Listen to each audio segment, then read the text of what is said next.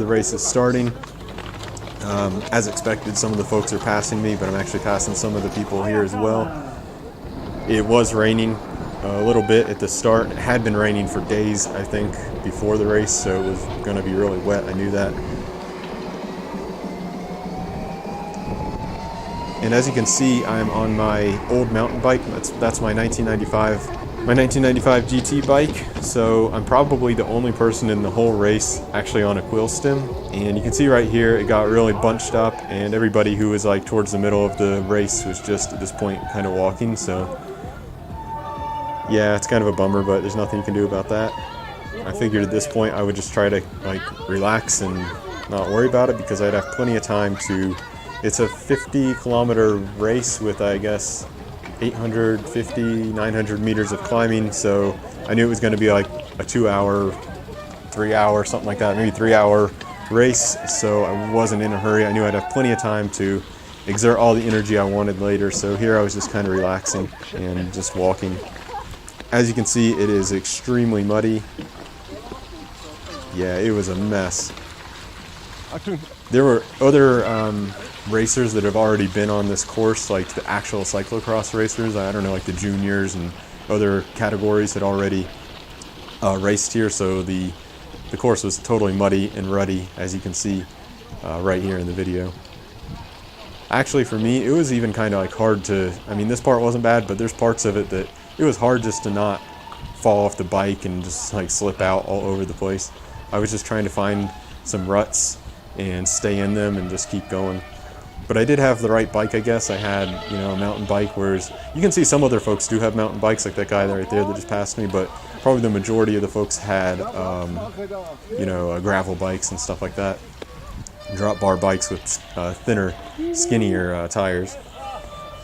So I think I had a pretty good bike for it. It's just really slow going here, and I wasn't really in too big of a hurry, although I don't know why that guy was nearly stopping, so I was going to try to pass him, but then when I tried to go around him, he started going forward again. No big deal. I was just trying to get through this muddy part and get out of this muddy part. Then I figured I could actually start, you know, riding properly and putting some effort into it. At this point, I'm just kind of, I mean, I'm not doing nothing, but I'm not riding super hard either. I'm just trying to conserve my energy and get through this nasty part.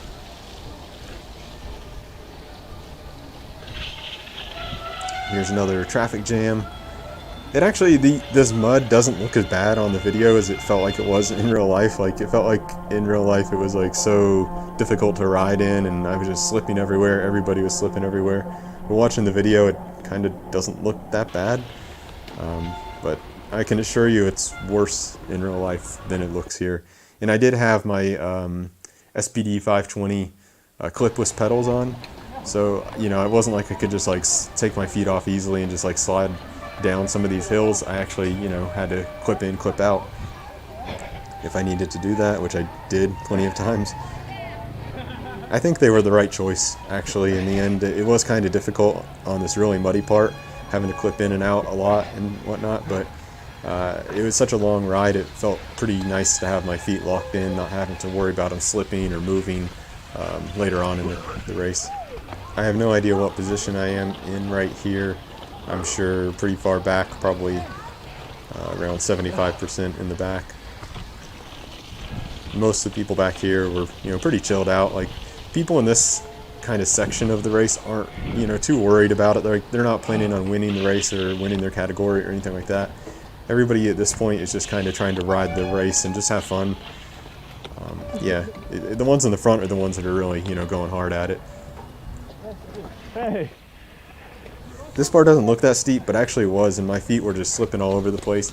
My shoes actually are pretty worn out. My decathlon, you know, tennis shoes / bike shoes. So they were just like totally slipping. I was literally having to stick my toe into the mud just to get enough grip to get up that hill.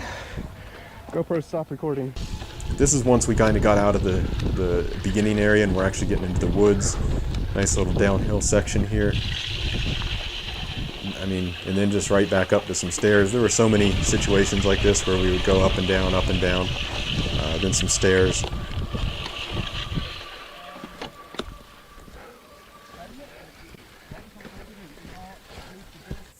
There were some sections that were kind of quick like this. I think there were some faster sections even than this one.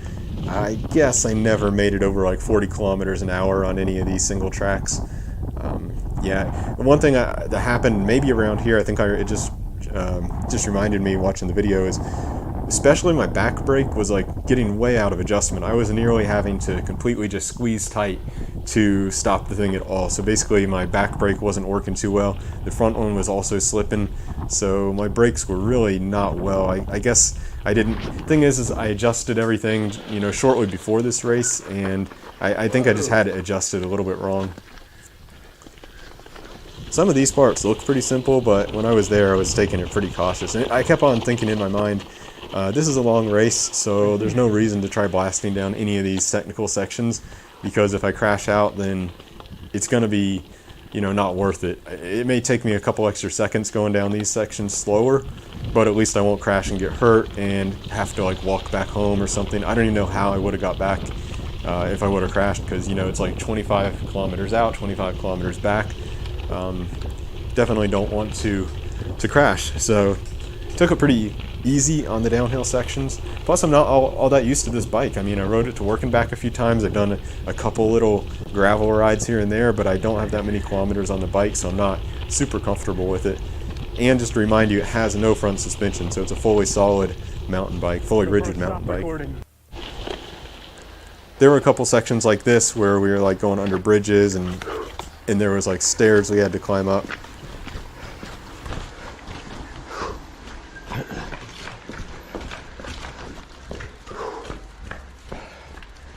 Now at this point you can see it's starting to get more cleared out. Like there's really no traffic. There's a couple people I'm passing, a couple people are passing me, but there's not much traffic anymore at this point. Here was one of the first like aid stations, I guess. They had, I guess aid, but they definitely had some food and water and stuff. I think I just topped off my water bottle at this point. Yeah, here, I just topped off my water bottle and continued on. I think they also had bike mechanics there, so if you had like mechanical problems. But I didn't really want to waste time on it, even though my brakes were not stopping that well. I felt that it didn't really matter that much, that for the most part I could just, you know, take it a little bit easy and just, I don't know, I just didn't feel like stopping and asking the guy to adjust my brakes. Heck, I could have done it myself. As you can see here, I have the Shinran Technologies bike computer, and that bike computer lasts so long, like the battery life is so long. I just left the like Indiglo backlight on the whole time, and that worked perfectly fine. There were a number of bridges, like this one coming up, and I'm really glad that I turned my GoPro on right here, because this is probably like the most significant situation of the whole entire race. Basically, I was thinking in my head, like on all these wet bridges, like, okay, I got to take it really easy on these wet bridges. It's been raining a long time. This wood is wet. You know, it's going to be super slick. But I remember thinking like, okay, take it easy. Here comes a bridge. This looks like a pretty simple approach. No big deal, but whoops. Yep, I crashed. And it actually was probably a harder crash than it looks. Here it is in slow motion.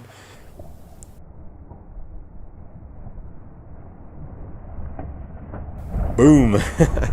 Anyway, it actually was a harder crash than I think it looks. I did hit my helmet quite hard, and it was kind of shook my head up a little bit.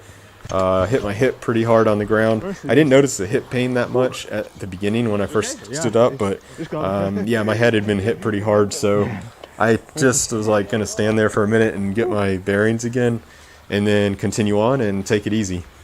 And that's exactly what I did. Whoa. Did you guys see that? Woo. All right. I guess my helmet's okay. The bike itself was okay, except for the handlebars got twisted a little bit. You can see I'm straightening it up right here. I went on to ride a bit, and then I realized that it was not straight again, so I had to stop again, straighten it up further, and continue on. Other than that, the bike was totally fine. From that point on, I did slow down quite a bit because I didn't want to crash again, and I still kind of, my head didn't hurt, but I could feel that it had been hit, so I was kind of like riding 80% speed from that point on. Plus, I still had a long way to go, and I knew that I needed to preserve my energy. I need not to crash anymore. I just need to finish this ride. At this point, I was like, I just want to just consider this like a normal ride, not really a race anymore. First of all, there was almost nobody around at that point. Like I hardly was seeing any more racers. So I was like, okay, this is just a normal ride. Just follow the flags and have fun. And that's exactly what I did. Even though it's only 50 kilometers, which isn't really that far, I was getting pretty tired. I hadn't done 50 kilometers in this type of elevation gain in quite a while. So by the like 40 kilometer mark, I was getting pretty darn tired. Like not cramp tired, but I was like feeling like cramps were going to be coming pretty soon to my legs. So yeah, it was getting tough. Then towards the end, I didn't unfortunately get to record it because my GoPro died. But towards the end, they just had this like super steep, I don't know, must takes about 15 minutes to hike up, carry your bike on you, or just like bring it up and hit the brakes. I was so exhausted. This was like probably in the last 30 minutes of the race. And that was really killer. I don't know how everybody else felt about that in the race, but my God, I almost felt like I couldn't do this. It was like, I mean, I knew I could do it, but it was just so slow. I was going so slow. My legs were just so sore at that point. I was like, man, I wish I would have trained a little bit more for this, because my legs were beat and I was carrying this heavy, muddy bike. My shoes were pretty much soaked. Everything was soaked. That was really like a dark point in the race, just to like try to keep up a decent pace. And yeah, that last ramp was super hard. After that, it was pretty easy. It was just like normal stuff. But like I said, unfortunately, my GoPro didn't last the whole time. Okay, we're about 30 kilometers in. That means well over halfway. Another 20 to go.